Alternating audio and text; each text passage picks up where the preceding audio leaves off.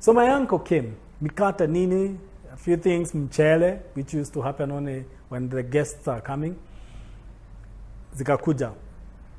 Then I remember my uncle had 5 shillings. He called my brother and my sister wale wako close kwangu.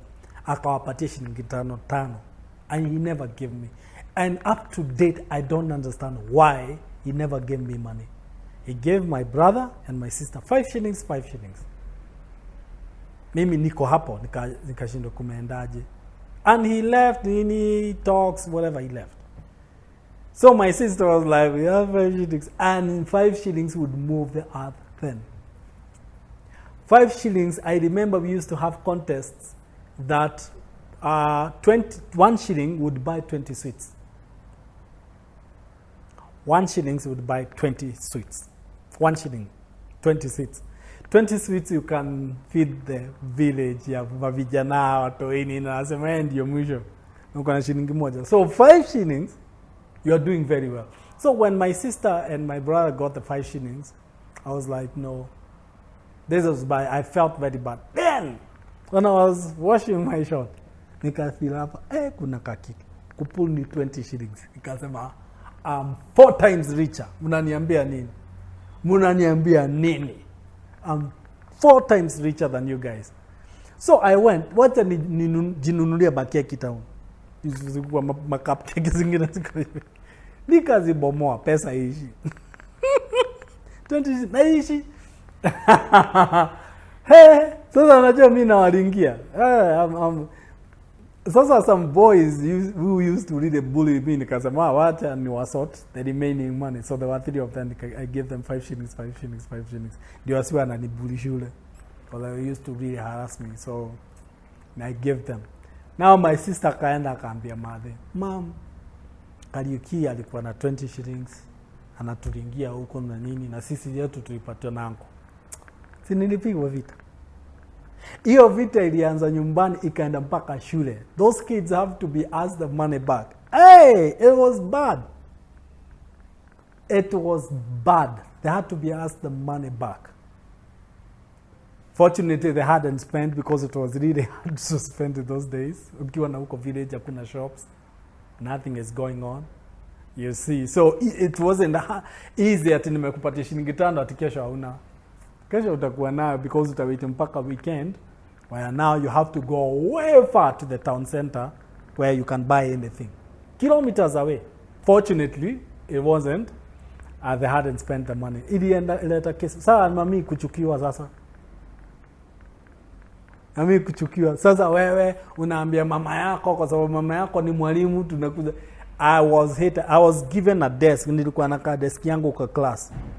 Front hivi peke yangu wazee wanakaa, and that really deepened my life because now rejection actually kicked in at that place, because now nobody wants to play with you, nobody wants to get close to you, nobody wants to do anything with you. Utaenda kumsema wewe ni ule unapatia watu pesa alafu mama yako who happens to be the teacher now comes in anavuruga mpaka wazazi wanaitwa shule. It was bad. And it shifted. I remember one time after that incident, tulikuwa na hizi vitu za watu. We were still young. Primary 2 huko. Standard 4, standard 5.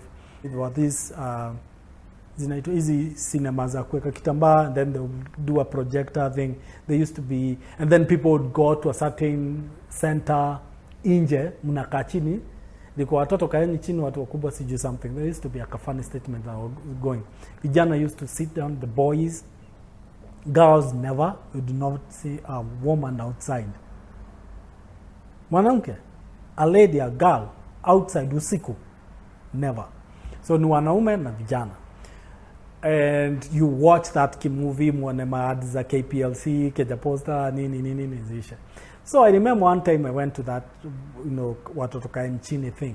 So when I was going back home, a guy came from nowhere. Kaniuliza, wewe ndio Kariuki? I don't know what he pulled out.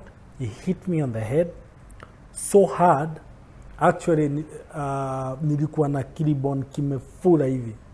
I think fortunately I didn't get a fracture on the head. And he ran amongst, because we used to move. Na ni usiku hakuna stima, nothing is dark. mkitoka huko, because where we would go to watch those things was a distance. Utaenda a kilometer away. It's a kilometer away. So mwenda watch, alafu mkitoka huko hakuna stima. Even the town didn't have electricity. Didn't have, ni giza.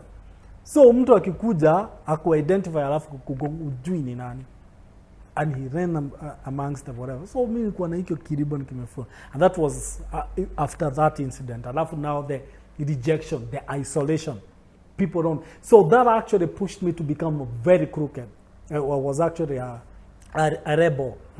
I started rebelling, especially in school. Home, I actually acknowledged my parents on the way they brought us up. Respect. We never used to have a problem with it. Apart from your incidents, because that one was a major one, a pesa. That was a major one.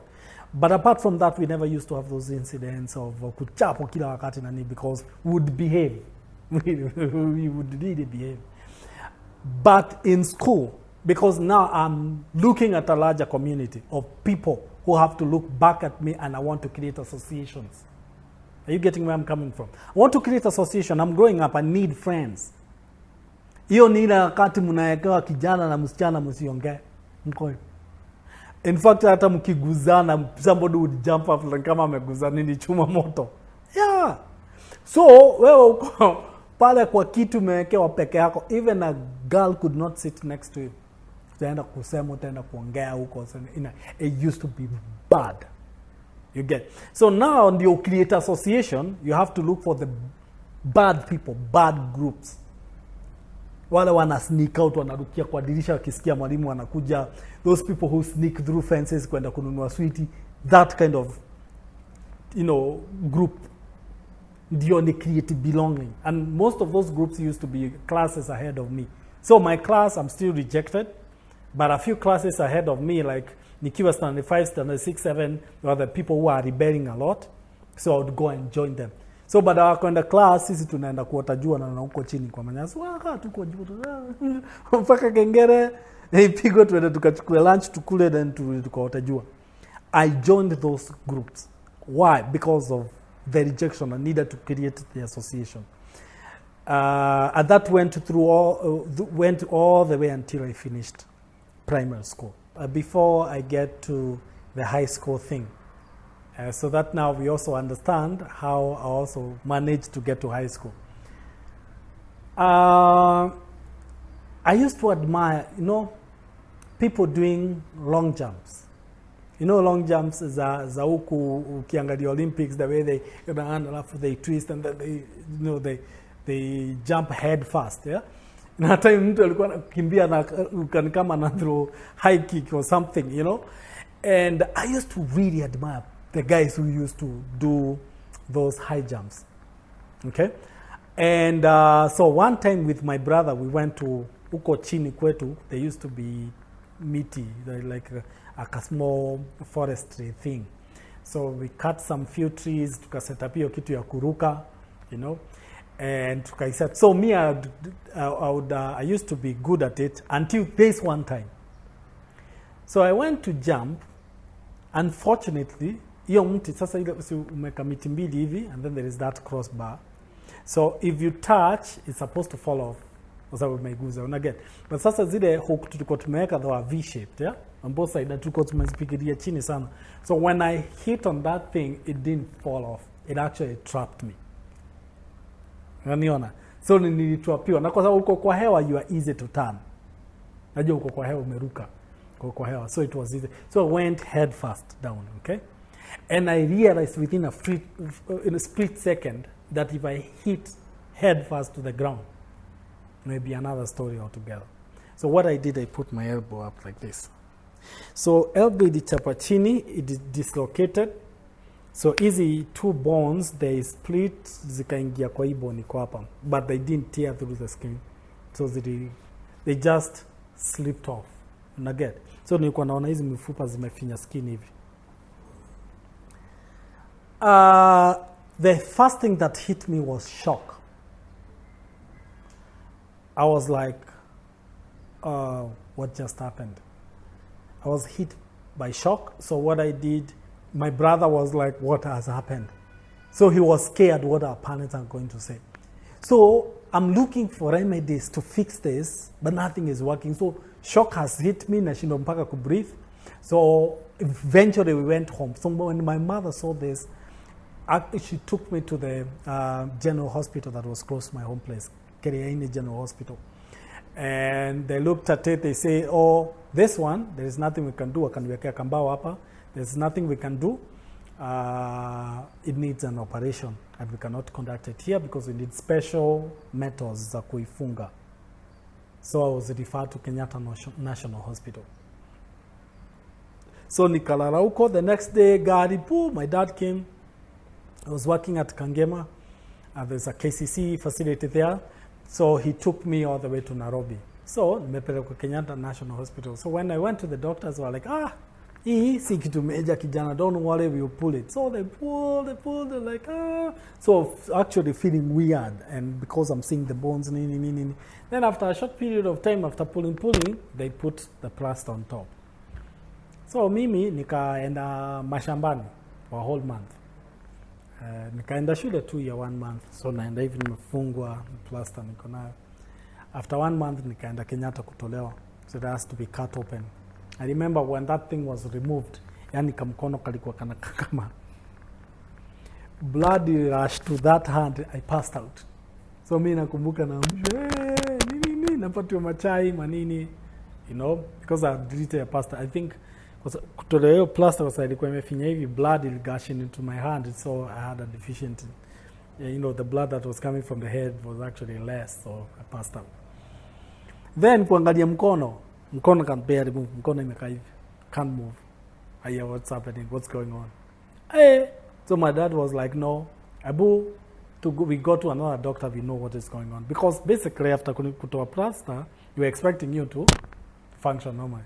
Kwa hiyo daktari kuangalia kasema kwani kurienda aje? Sijui nini, the procedures, na akaambia no, that was a mistake. So now me, I was supposed to be operated on. Nisetiwa na chuma, then they put the plaster. So these guys didn't do that. So vile mifupa ilikuwa imenini, they just put plaster. So nyama zili jifunga wrap around the. So your body has a mechanism of healing, but iliwezi adjust bones. Okay? Iliwezi adjust bones. So nyama na nini they wrapped around my bones like this. So I was permanent. The muscles could not move. So I had to go through an operation. Procedures of operation, that's where you see this scar over here. Okay? So the procedure of operation, katwa, nikawekwa chuma. I stayed with it. Sasa saa hiyo unaona ukifanya operation urudi mashambani. So I had to stay in the hospital. After that, after a period of 1 month, wa operate tena hapa chini kiasi, watoa hizo chuma. Then still, so now they have reset the bones.